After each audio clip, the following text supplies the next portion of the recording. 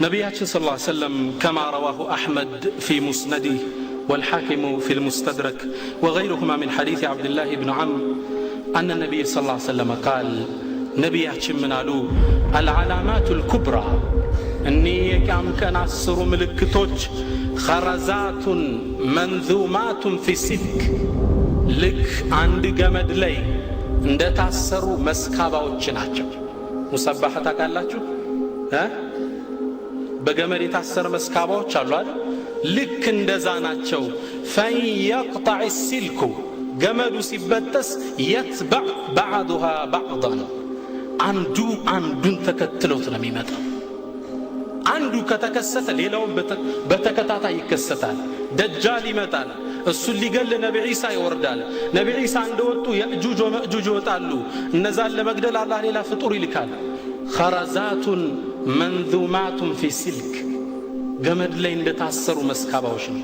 ሲቆረጥ ገመዱ አንዱ አንዱን ተከታትሎት ይመጣል ይላሉ ነብዩ ሰለላሁ ዐለይሂ ወሰለም።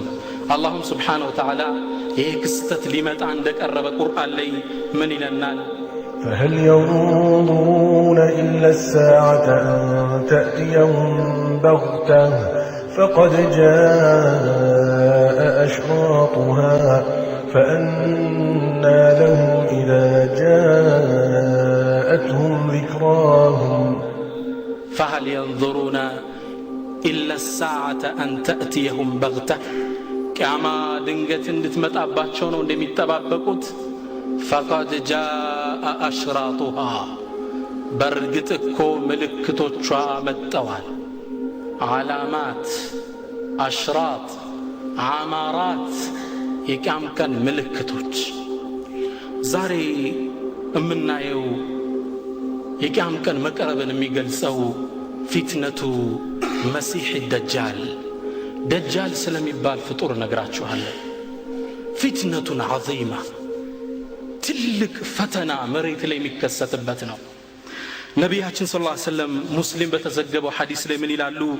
ማ በይነ ኸልቂ አደም ኢላ ቂያም ሳአ ማ ሚን አምሪን አክበሩ ሚን ደጃል። አላህ እኮ አደምን ከፈጠረበት ጊዜ ጀምሮ እስከ የውመል ቂያማ እንደ ደጃል አይነት ፈተና መሬት አታስተናግድም ይላል። በጣም ከባድ ፈተና። ورواه ابن ماجه في سننه والحاكم في مستدرك من حديث أبي أمامة الباهلي أن النبي صلى الله عليه وسلم قال ነቢያችን ይሄን ክስተት ሲናገሩ ሚናለው إنه لم تكن فتنة في الأرض منذ خلق الله ذرية آدم أعظم من فتنة الدجال الله እኮ የአደምን ዘሮች መሬት ላይ ከበተነ በኋላ እስከ የውመል ቂያማ እንደ ደጃል አይነት ፈተና በኡመቶች ላይ አላከም።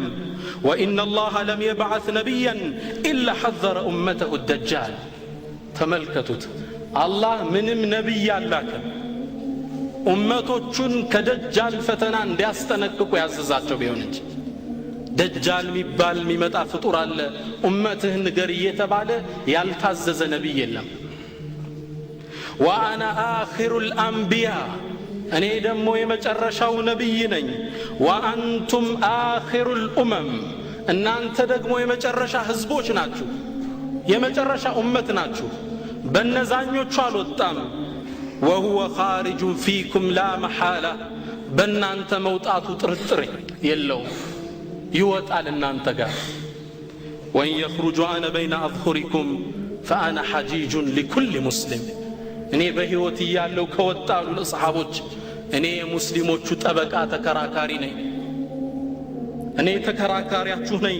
وإن يخرج من بعدي ከኔ በኋላ ግን በኡመቶች ላይ ከወጣ فكل امرئ حجيج نفسه ያንዳንዱ ሙስሊም የራሱ ጠበቃ ተከራካሪ ነው። والله خليفتي عليكم والله ደግሞ በእናንተ ላይ የተውኩት ምትኬ ነው። አላህ ይጠብቅ ኡመቴን ሲሉ ነብዩ ሰለላሁ ዐለይሂ ወሰለም አስተላለፉ።